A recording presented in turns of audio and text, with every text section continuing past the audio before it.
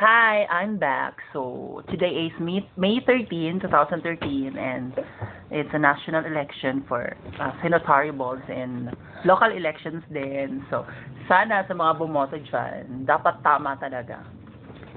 Pero, ang init. Andarin ko sana yung aircon, kaya lang, ang kuryente. Kaya magpapaypay na lang ako. Sobrang init talaga. Kanina umulan, pero ngayon medyo nawala yung ulan, so maalinsangan na naman yung panahon. Ganda ko, di ba? Lalo na pag may ilaw, di ba? Saka yung buhok ko pala may kulay. Kita ba? So color red siya. Di ba? Ang init. Tandarin ko ba siya or hindi? Sa palagay mo, wag na lang. Magsitiisa na ako sa init. Sa bagay, sanay naman kasi ako talaga sa init. Tsaka, I'm so hot naman talaga, di ba? Okay, yan lang.